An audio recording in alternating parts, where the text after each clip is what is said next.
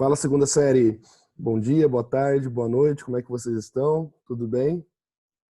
Turminha, chegando ao final aí do segundo bimestre, né? Última aulinha e encerramento do primeiro semestre. Vamos ter uma semana aí para dar uma descansada e aí a gente retoma já com o terceiro bimestre, tá bom? Na aula passada eu fiz uma revisão do que nós vimos no semestre, né? Falei algumas coisas mais importantes que serão cobradas na prova de recuperação. Então a aula passada foi muito importante. E nessa aula aqui eu vou fazer a correção da P2, ok? Foi a última prova de vocês, dar uma discutida aí sobre algumas questões, tá bom? Que também que é bem importante aí para revisão, beleza? Então, vamos lá, turminha, sem mais delongas. Aqui está a prova de vocês, beleza? Tranquilos? Bom, começava com uma questão da Unicamp aí, né? No conto O Espelho, olha como é importante ter lido Machado de Assis, né? Eu falei para vocês, a gente tem que ler, pessoal, tem que ler as obras dos autores que o professor fala para você, tem que ler alguma coisa, vocês precisam começar a compreender um pouco esse mundo aí, porque você lendo as obras desses autores, você começa a se identificar, você começa a caracterizar a linguagem deles, tá bom? Bom, no conto O Espelho, de Machado de Assis, o esboço de uma nova teoria sobre a dupla natureza da alma humana é apresentada por Jacobina. Se você lê algumas coisas no Machado de Assis, você já mata isso aqui na hora. Tá? Eu já vou falar por quê. Só nesse primeiro trecho. A personagem narra a situação em que se viu sozinha na casa da tia Marcolina. As horas batiam no século a século no velho relógio da sala, cuja pêndula, tic-tac, tic-tac, feria-me a alma interior como um piparote contínuo de eternidade. Olha só, esse tic-tac já dá uma sensação de angústia aí, né? De não sei o que, de prisão, assim, imagina. Você começa a imaginar a cena aí, você ali ouvindo só o relógio, aquele silêncio absoluto, já dá uma baita prisão, essa angústia vai lá no teto. Aí ele pergunta, considerando os indicadores da passagem do tempo da estação, é correto afirmar que o movimento oscilante do pêndulo do relógio expressa a duplicidade da alma interior? O som do velho relógio da sala materializa acusticamente a longevidade da alma interior? A sonoridade repetitiva do pêndulo intensifica a aflição da alma interior? O contínuo batimento das horas sugere o vigor da alma interior? Pessoal, essa aqui, né, o tic-tac, do jeito que ele coloca ali, o pêndulo tic-tac, tic-tac, ele já dá uma ideia de angustiante, né, de tormento, de aflição. Então você responderia a letra C. Eu acho que isso aqui não é uma questão muito difícil para interpretando dessa forma aí. Esse tic-tac, o silêncio, o jeito que ele escreve a cena já dá essa coisa aflita. Só que, como eu falei para vocês, essa aflição, essa angústia, se dá para um recurso que o Machado usa de forma psicológica nos seus personagens, obviamente. Quando ele falou aqui, ó, o esboço de uma nova teoria sobre a dupla natureza da alma humana, né? O que ele quer dizer com isso? O Machado usa muito com um recurso que chama alma versus imagem, vamos dizer assim, né? As ações da pessoa não refletem a sua imagem. Então, por exemplo, a pessoa pode ter cometido vários atos ali e ela usa uma casca ali, né? Um termo, uma cara de pau ali, vamos usar essa expressão popular aí, para não descrever. Então, às vezes é uma pessoa ali que tem a fama de boa, de requinte, de honesta, não sei o quê, e na verdade ela cometeu vários atos desonestos, então ele põe a personagem em contradição, tá? E nessa passagem aqui, é a principal passagem desse conto, que é quando a Jacobina ela tá na sala, ela começa a se olhar no espelho e ela não se enxerga mais. Ela olha para ela não consegue encontrar a sua verdadeira essência, sabe? Então fica aquela coisa assim de alma versus imagem, sabe? Muito engraçada porque ela cometeu, eu não vou spoiler, né? Mas cometeu atos ali que ela não consegue, que ela não aceita, né? Que ela fez aquilo. Ela se auto-julga e ela olha no espelho e não consegue encontrar, uai, cadê quem eu sou, sabe? Nesse questionamento psicológico aí. Beleza? Leia o conto, é bem interessante. Fulvestre, aí já vem agora Fulvestre aí, né? Nós temos aqui um trecho do Cortiço, né, e um trecho de Quincas Borba, tá? Eu falei para vocês lerem. Desde que a febre possuir se ponderou dele totalmente, todos os seus atos, todos, fossem o mais simples, visavam o interesse pecuniário. Só tinha uma preocupação: aumentar os bens. Das suas hortas recolhia para si e para a companheira os piores legumes, aqueles que, por maus, ninguém compraria. As suas galinhas produziam muito e ele não comia um ovo, do que, no entanto, gostava imenso. Vendia-os todos e contentava-se com os restos da comida dos trabalhadores. Aquilo já não era ambição, era uma moléstia nervosa, uma loucura, um desespero de acumular, de reduzir tudo à moeda. E seu tipo baixote, socado, de cabelos à escovinha, a barba sempre por fazer, ia e vinha da pedreira para a venda, da venda às hortas e ao capinzal, sempre em mangas de camisa, de tamancos, sem meias, olhando para todos os lados, com o seu eterno ar de cobiça, apoderando-se com os olhos de tudo aquilo de que ele não podia apoderar-se logo com as unhas. Obviamente, esse trecho aqui ele fala de um dos protagonistas da obra, que é o João Ramon. Essa passagem aqui é logo no começo do romance, onde demonstra aí essa visão do João Ramon de enriquecer, né, enfim, que ele traz aí como loucura, ele querer crescer e ter poder aquisitivo e tudo mais. Bom, o segundo trecho aqui, Quincas Borba: Rubião é sócio do marido de Sofia, em uma casa de importação, a Rua da Alfândega, sobre a firma Palha e Companhia. Era o negócio que este ia propor-lhe, naquela noite, em que achou o Dr. Camacho na casa de Botafogo. Apesar de fácil, Rubião recuou algum tempo.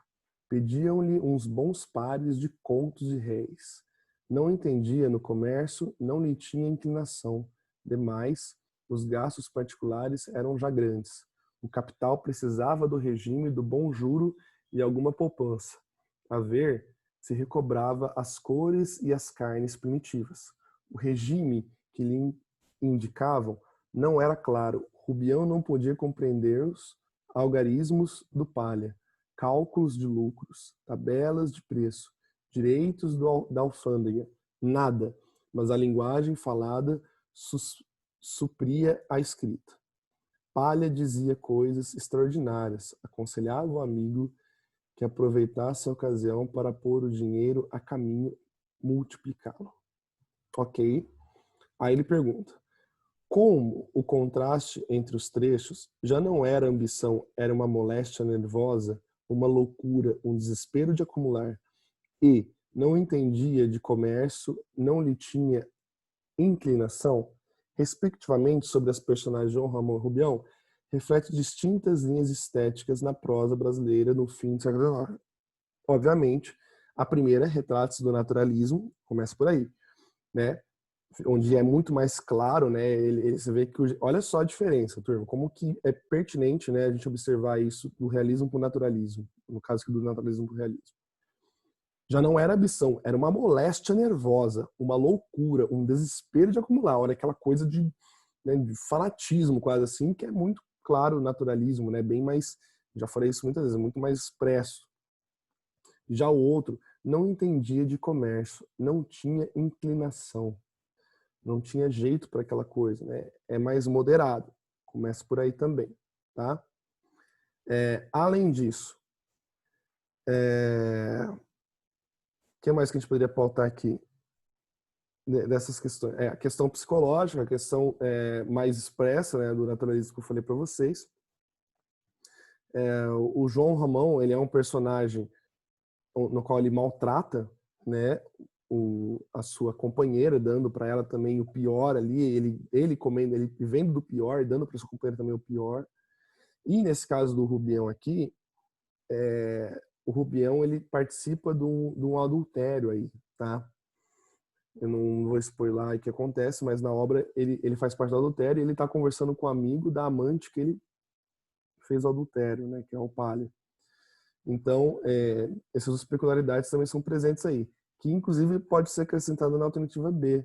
Ele fala assim: a partir das diferentes esferas sociais e práticas econômicas referentes ao fragmento, traça uma breve paralela entre as trajetórias dos protagonistas dos dois romances.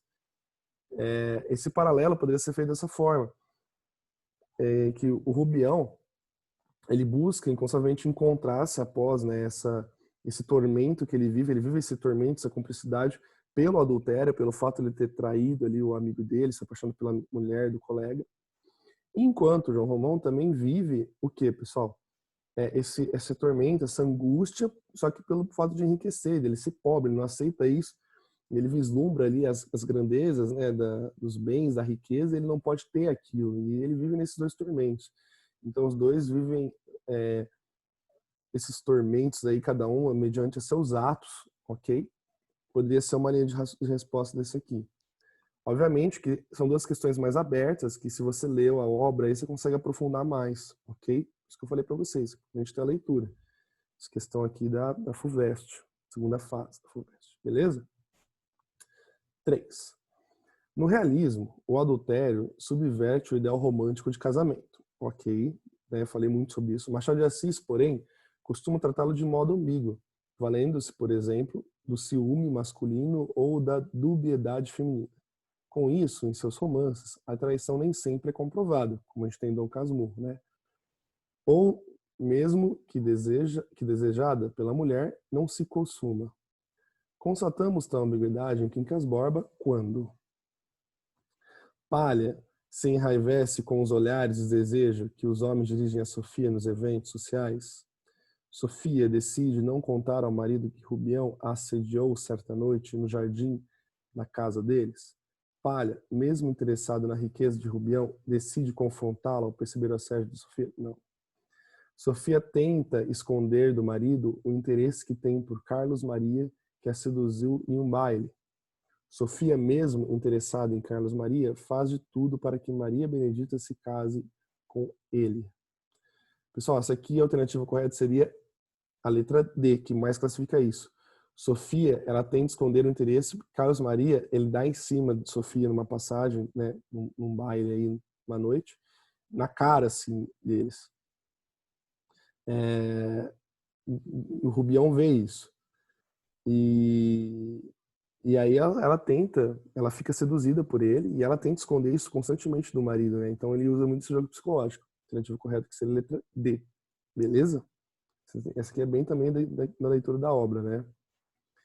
Próxima. Essa aqui é fácil. O rumor crescia, concedendo-se, o zum-zum de todos os dias acentuava-se. Já se não destacavam vozes dispersas, mas um só ruído, compacto que enchia todo o cortiço. Começavam a fazer compras na venda. Ensarilhavam-se discussões e resingas. Ouviam-se gargalhadas e pragas. Já se não falava, gritava-se. Olha só, já não falava-se mais, só gritava. Sentia-se naquela fermentação sanguínea, naquela guia viçosa de plantas rasteiras que mergulham os pés vigorosos na lama, preta e nutriente da vida. O prazer animal de existir, a triunfante satisfação de respirar sobre a terra. Da porta da venda que dava para o cortiço iam e vinham como formigas, fazendo compras. Mais uma vez a animalização, comparando a animais aí, né? 2 janelas do Miranda abriam-se. Apareceu numa a Isaura, que se dispunha a começar a limpeza da casa. Nhadunga, gritou ela para baixo, a sacudir um pano da mesa. Se você tem cuscuz de milho hoje, bata na porta, ouviu? Da FUVEST também. Uma característica do naturalismo presente do texto é forte apelo aos sentidos. Isso aqui, bem correto. Idealização do espaço? Não. Exaltação da natureza? Muito menos. Realce dos aspectos sociais? Também não. Isso aqui tem ali um pouco racial, mas não. Não é o grande destaque. ênfase nas visuais também não. Forte apelo aos sentidos. É uma das características, né? É muito entregue, é muito vívido, né? Vocês percebem nesse trecho aí várias questões de como que os sentidos estão borbulhando ali, né? Zum, zum, todos os dias entoavam, já não destacavam voz espécie, mas só um ruído compacto que enchia todo o cortiço, olha só, um pequeno ruído e pá, o sentido aflorado de perceber isso. Então essa aqui seria a letra A, beleza?